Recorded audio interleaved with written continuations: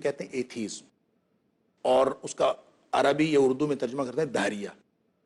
جو اللہ تعالیٰ کے وجود کا انکار کرتا ہے۔ تو ایتھیزم جو ہے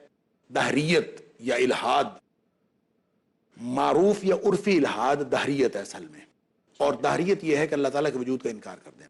اور یہ اتنا خطرناک مرض ہے،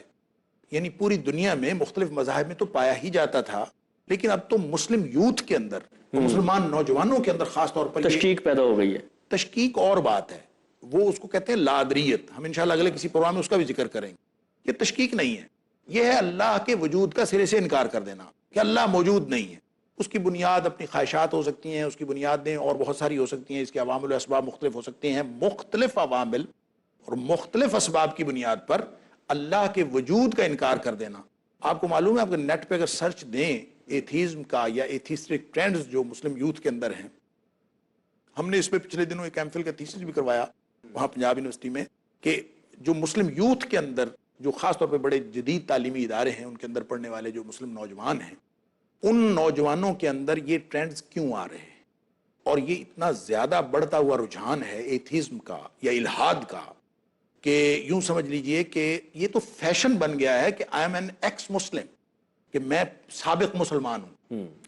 اس کو نام غالباً دیتے ہیں ریسرچ کا، اور ریسرچ کے نام پر کریں، وہ کسی بھی چیز کے نام پر کریں، لیکن یہ فیشن سا بن گیا ہے الحاد کرنا، اور ان کو یہ معلوم نہیں ہے کہ یہ کتنا خطرناک کام ہے جو وہ کرنے جا رہے ہیں، اور یہ اسلام کے بالکل مد مقابل وہ جو اندھیرے ہیں اس میں جا پڑنا ہے۔ اب یہ ہر شخص کی اپنی چوائس ہے کہ اس میں پڑ جائے یا اس سے بچ جائے۔ ہم نے تو یہ جو سیریز بھی شروع کی ہے اسی فکر کے تحت کی ہے، اللہ تعالیٰ ہماری طرف سے قبول فرمائے، اور ہم اس کو اپنے ناظرین تک اس طرح سے پہنچانے میں کامیاب ہو جائیں کہ جو اصل میں ہمارا مقصد ہے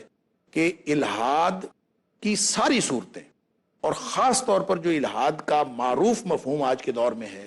کہ اللہ تعالیٰ موجود نہیں ہے، بنیادی حقائق کا انکار کر دینا، غیبیات کا انکار کر دینا، اصل میں نا جعفر صاحب ایمانیات کا تعلق ہے۔ ایمان نام ہے ساری چیزوں کو بغیر دیکھے مان لینا۔ بغیر دیکھے ماننے سے آج کا ہمارا جدید ذہن جو ہے وہ سب سے بڑی رکاوٹ ہے،